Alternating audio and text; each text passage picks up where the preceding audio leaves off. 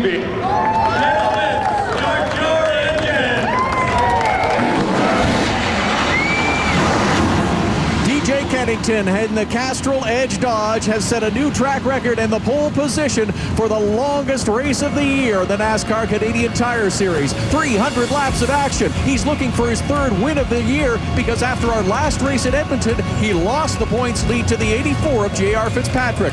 Welcome to round number 6 of the NASCAR Canadian Tire Series at Motoplex Speedway.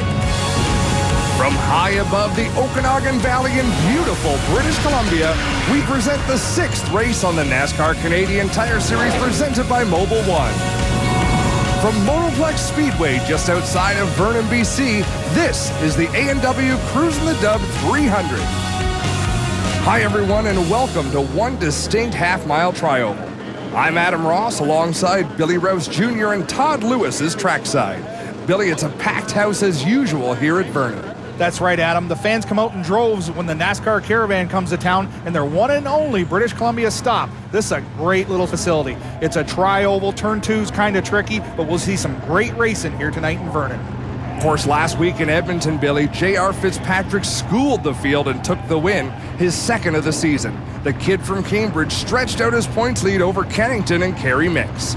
Well, JR has won here before, Adam, but today in practice, he was not a happy camper. He struggled on the ovals with this race car, and at this speedway, you need good balance in your race car.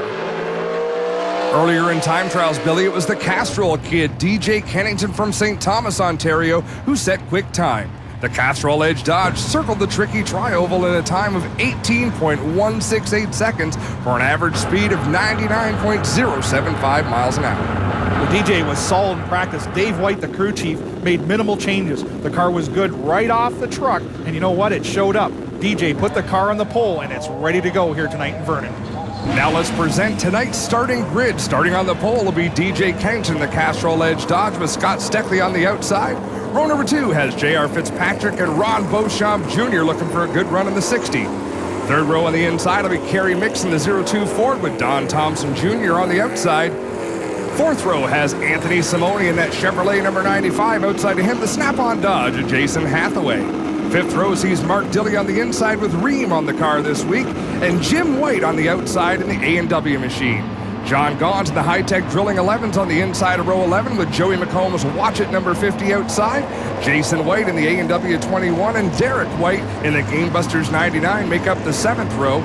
Pierre Bourque in the Aaron's Dream Machine and Trevor Siebert in the 69 are in the 8th row, with row number 9 having Dexter Stacy in the 55 and Nathan Wink in the 48. Well, it's nice to see the 48 of Wink out. This will be his first NASCAR start of the season, running for Kevin Kosak out of Saskatoon. And Billy, he seems to be one of the few drivers in the field not named White. Of course, we have the brothers Jason and Jim White and Derek White out of Kahnawake, Quebec. And on the pit box for Derek White tonight is Brad McIntyre. Brad's a longtime crew member with Ron Beauchamp, and he'll be making the calls for that fella tonight. Here we see one of the onboards tonight on the Aaron's Dream Machine of Pierre Bourque, and of course the triad number 11 of John Gaunt. With more on tonight's A&W Crusin The Dub 300, here's Todd Lewis. Guys, Jason White's brother Jimmy White is making his first start of the series with number 26, and August the 26th is A&W Day for the Multiple Sclerosis Society. $1 for every teen burger sold at the over 800 A&W restaurants across Canada will be donated to the MS Society on August 26th. Hey, if you're hungry, it's the place to be. Great support for a very worthwhile cause. It's definitely a worthwhile cause. Get out there and support the MS Society of Canada and grab a teen burger on August 26th.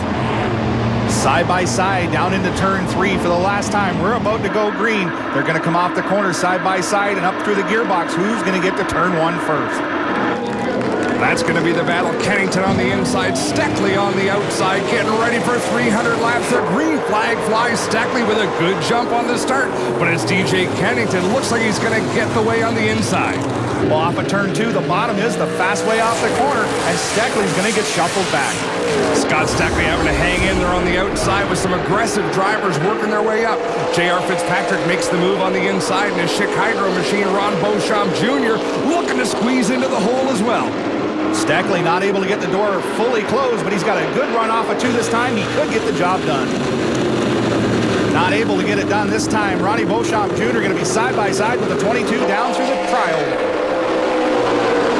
Those engines get a workout here in Vernon. Steckley finally able to close the door, but no, slides up again in 1 and 2. Beauchamp still digging on the inside, Billy. Well, she's a Dodge show up front, all except for J.R. Fitzpatrick and that chick Chevrolet. He's doing a great job. Got to remember, 300 laps is a long time around this racetrack, but the two guys out front are also leading the championship. Wow, big contact there between Kerry Mix and Thompson. It might be a problem on Mixie's car as he's off the pace, sparks flying out the back. Well, he's waving to let the competitors know behind him that he's got a problem. He's staying high.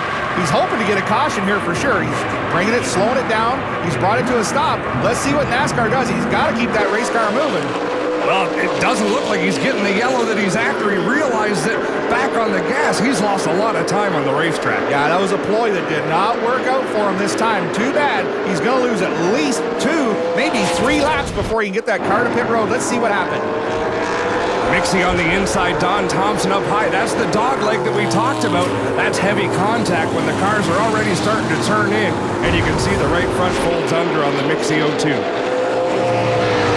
0-2 car of Kerry Mix finds its way along pit road finally. The crew gets the jack under the car, the right front being changed. You saw the sparks flying from underneath. He's going laps down, but Kerry Mix going to get back out and try and get as many points as he can.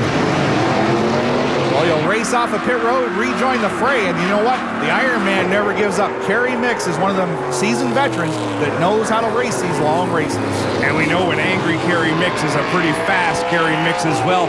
He lost 4 laps in the pits there. That's going to hurt his chances tonight. It's a long way to go, Billy. Well, he'll hope for a caution for sure, and being the only guy a lap down this early on, he'll get that lucky dog and get the free pass.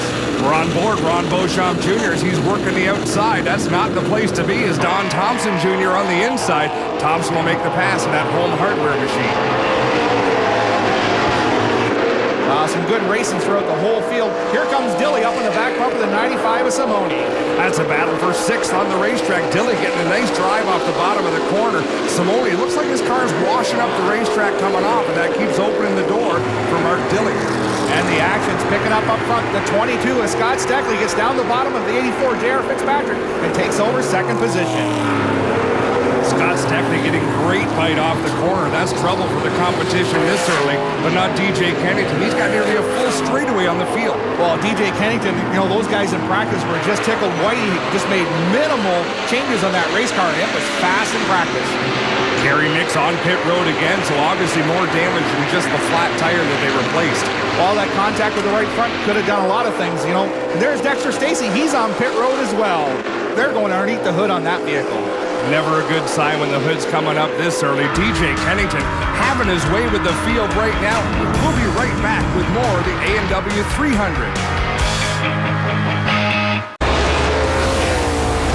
Welcome back to race number 6 on the 2010 NASCAR Canadian Tire Series. This TSN telecast is brought to you by Castrol Edge, our best Castrol ever. And by Mopar, authentic performance.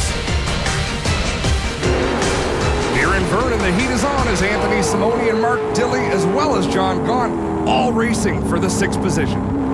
And then up front of them, we got the 84 and the 4. They're going at it hard, and that's for 3rd position. Let's take a look on board with John Gaunt. You can see how soft John Gaunt, a master.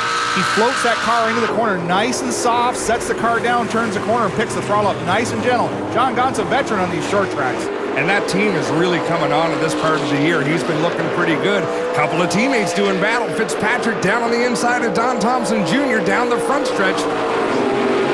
J.R. Fitzpatrick got the wrong setup early going on here. That car is just sliding back a little bit, but you know, not to worry. What's he still in the top 5? Pretty good day going on right now, and it is 300 laps here in Vernon. Just want to be close enough to be in contention. Great onboards tonight, as this is the tight battle as you see John Gaunt squeezing up between Dilly and Simone.